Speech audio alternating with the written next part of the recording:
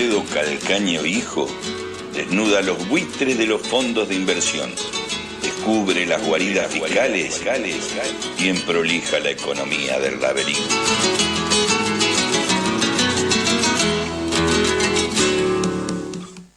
La elección en Estados Unidos tiene una incidencia sobre todo el mundo, pero tiene también sobre la Argentina y sobre el gobierno de la Argentina, porque no nos olvidemos que nuestro presidente ha declarado que el país estaba enteramente alineado con la política exterior de los Estados Unidos y de Israel.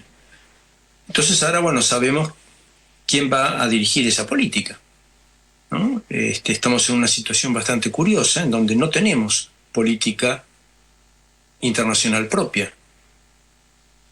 Cuando Milei dice que la echó a Mondino y que está haciendo ahora una casa de brujas, él no usa la palabra, pero es lo que está haciendo en Cancillería, para echar a los que cometieron la traición a la patria.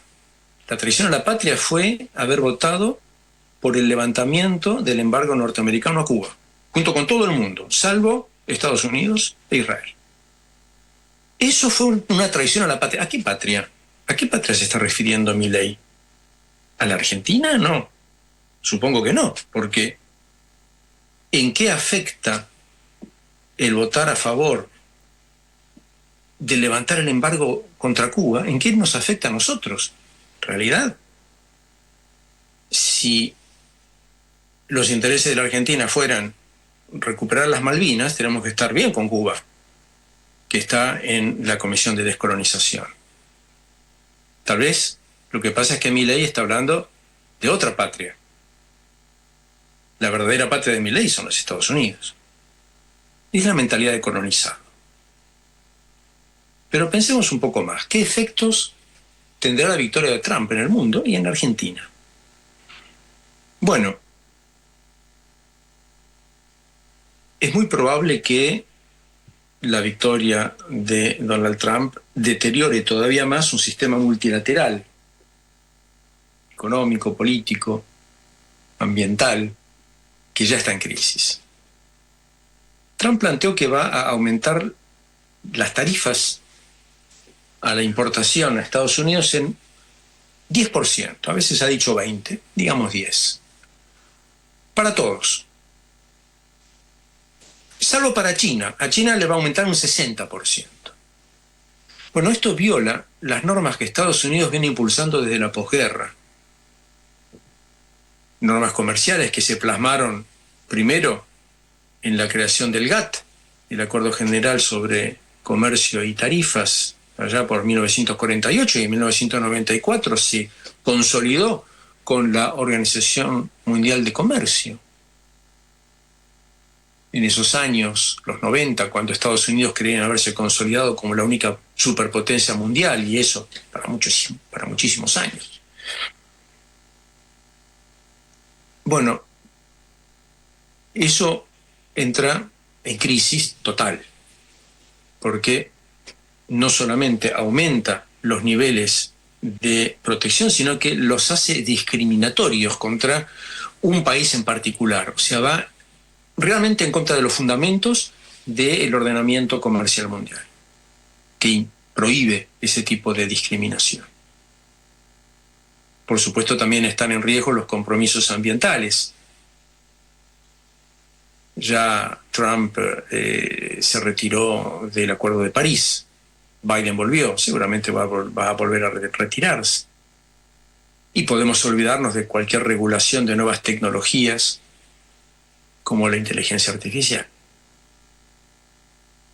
Lo otro que probablemente haga Trump es un recorte de gastos en el exterior, sobre todo de gastos militares.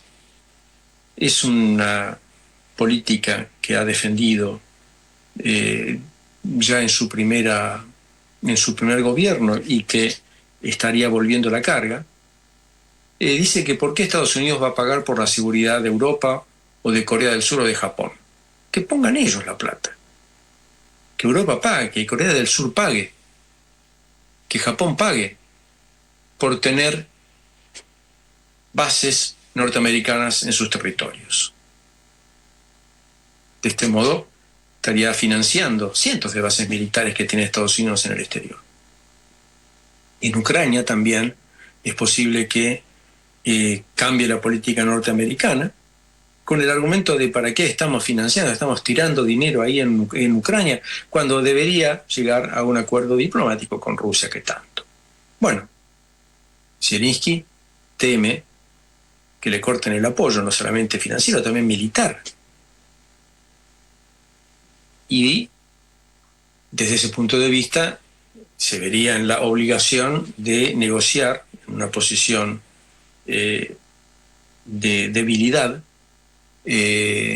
con los rusos. En este momento está retrocediendo en el Donbass. La presión militar rusa es muy fuerte, algunos hablan de una inminente debacle.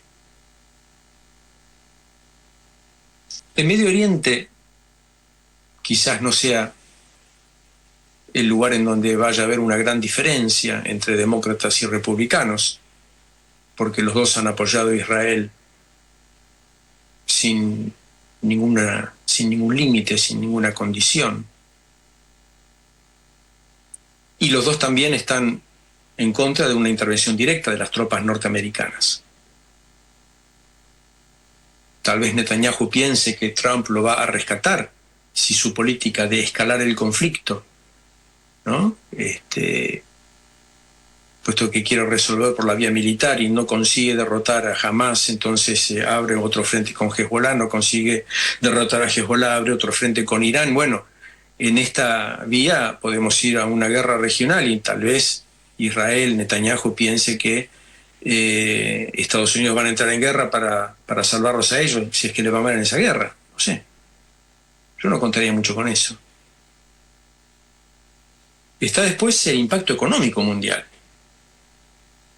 Con la política de Trump de aumentar tarifas a la importación, de reducir impuestos para los ricos, bueno, es muy posible que la desinflación que fueron consiguiendo los demócratas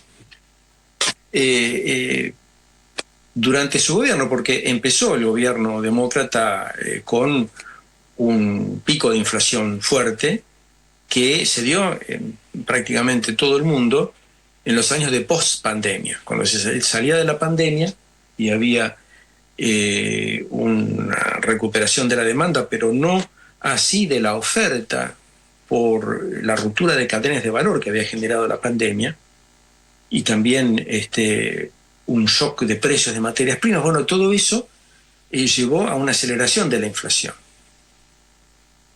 Y si bien los demócratas consiguieron bajarla progresivamente hasta un 2% anual, pagaron electoralmente por la inflación pasada. Bueno, ahora consiguieron los demócratas bajarla al torno del 2% anual, que era lo normal para Estados Unidos. Pero Trump puede revertir esta situación, porque al poner barreras arancelarias van a aumentar los precios, y también puede haber una nueva disrupción de las cadenas de valor, sobre todo de los insumos que vienen de China. Y ojo que son importantes. Entonces, es posible que la política antiinflacionaria que llevaba a cabo la Federal Reserve, el Banco Central de Estados Unidos, y que había empezado a relajarse la tasa de interés de la política monetaria, había bajado ya de 5,5 a 5% a mediados de septiembre. Estos son niveles altos todavía para Estados Unidos y se pensaba que iban a seguir bajando. Tal vez deje de bajar. Tal vez deje de bajar porque los precios pueden responder. Y también porque el déficit fiscal puede subir. El déficit fiscal en Estados Unidos ya es elevado, fue de 7,1% del producto en 2023. ¿No? El déficit del gobierno general, es decir, del gobierno central, pero también de los estados, de los municipios. Bueno, para el 24 ya se proyecta un 7,6%. Y si Trump reduce los impuestos para los ricos, y tal vez ahí también haya un problema. y estos problemas, la necesidad de financiamiento de Estados Unidos y el freno a la reducción de la tasa de interés, abortaría una nueva ola de financiamiento a las economías emergentes. A la Argentina se le va a alejar la perspectiva de recuperar un financiamiento voluntario del sector privado internacional. Y yo no contaría mucho con que el Fondo Monetario va a poner fondos frescos porque Trump es amigote primero de Macri, ahora tal vez de Milei. No estamos en 2018, cuando Argentina no tenía deuda con el Fondo Monetario Internacional. Ahora tiene la deuda más grande de la historia del fondo. ¿Qué es lo que esperamos? ¿Que nos pongan más plata? Es difícil que los directores del Fondo Monetario Internacional, por más de que Estados Unidos quiera hacerles aprobar, generen dinero fresco. Puede ser que haya otro préstamo que sirva para pagar vencimiento del préstamo anterior, que es lo que hizo Guzmán. Pero no creo que haya dinero fresco y no se va a poder esquivar el pago de intereses, que sigue siendo una carga elevada, a pesar de que se redujeron un poco con los sobrecargos.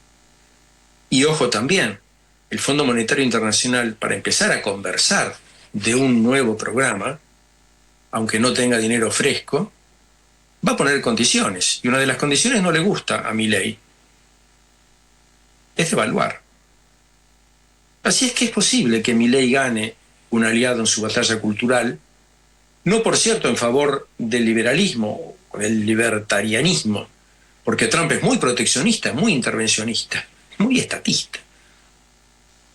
Ahora, que no cuente con tener a un financista benevolente, por no decir irresponsable, como lo tuvo Macri en 2018.